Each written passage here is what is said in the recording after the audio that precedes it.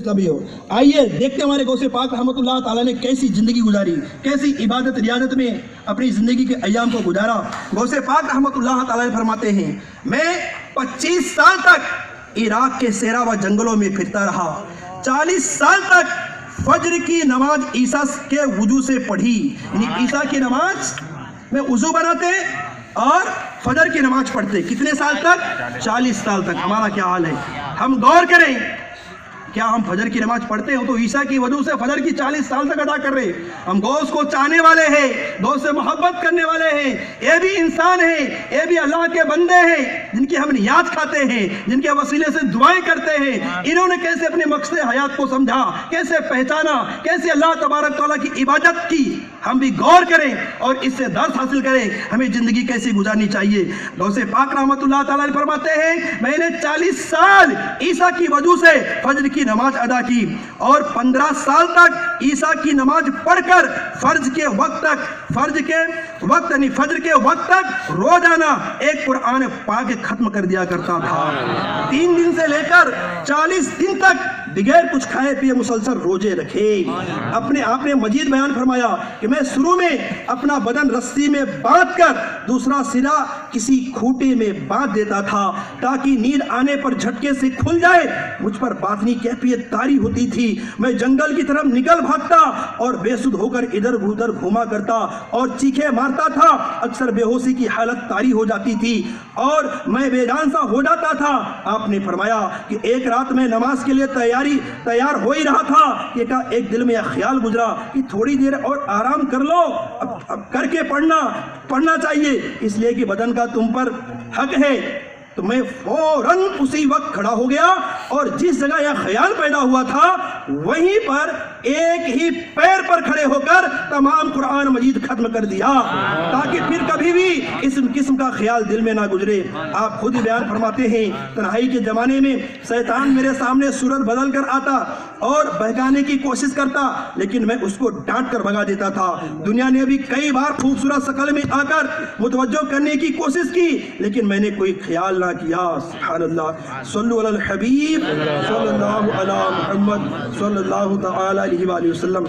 आपने बगदाद शरीफ के एक बुर्ज यानी गुम्बद में 11 साल तक इबादत व रियाजत की। इस बिना पर लोगों ने उसका नाम ही बुर्जे अज़मी रख दिया, यानी जो आज भी इसी के नाम से मशहूर है। इसी इबादत के दरमियान आपने एक बार अल्लाह ताला से वादा लिया कि जब तक मुझे गैब से कोई चीज़ ना खिलाई पिलाई जाएगी मैं कुछ ना खाऊंगा। चुनांचे 40 दिन गुजर गए, गैब से ना कोई चीज़ मिली और ना कोई चीज़ जाहिर हुई। आपने कुछ भी ना खाया पिया। 40 दिन के बाद एक शख्स ने आकर रोटी और कुछ चीज़ें खाने को दी और गायब हो गया। खाना देखकर आपका दिल खाने की तरफ लपका, लेकिन आपने कहा खुदा की कसम मैं अपना वादा नहीं तोड़ूंगा। थोड़ी ही देर के बाद वही शख्स आया और चीख कर कहा, अब्दुल कादिर आखिर बात क्या है, खाते क्यों नहीं हो? आपने जवाब दिया कि रूह बेमुतमईन है और अल्लाह की जानिब लगी हुई है। यह जवाब सुनकर उस शख्स ने कहा, तू मेरे पास आ। मैंने अपने दिल में ठान लिया कि जब तक अल्लाह ताला की तरफ से साफ हुक्म ना आएगा मैं अपनी कसम ना तोड़ूंगा। आप अभी इसी ख्याल में थे कि अबुल अब्बास हजरत खिज़र अलैहिस्सलाम आ गए और फरमाया, आओ मेरे साथ अबू सईद के पास चलो। आप चल पड़े। देखा कि अबू सईद आपका इंतजार कर फरमा रहे हैं। आपको देखकर उन्होंने कहा, ऐ अब्दुल कादिर तुझे मेरा कहना काफ़ी ना हुआ, मैंने ही तुझे बुलाया था। आखिर हजरत खिज़र अलैहिस्सलाम तुझे यहाँ तक लाए। फिर हजरत अबू सईद आपको अपने घर ले गए और अपने साथ अपने हाथ से आपको खाना खिलाया, यहाँ तक कि खूब आसूदा हो गए। फिर खिलाफत की सनद अता फरमाई। एक बार आपके मुरीदों से एक और वाक़या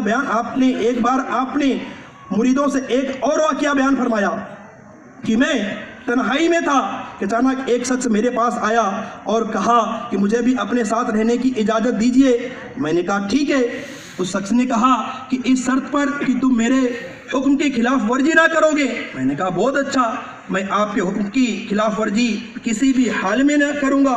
उस शख्स ने कहा कि अच्छा तुम यहीं रहो, मैं अभी आता हूँ और जब तक मैं ना आऊँ कहीं ना जाना।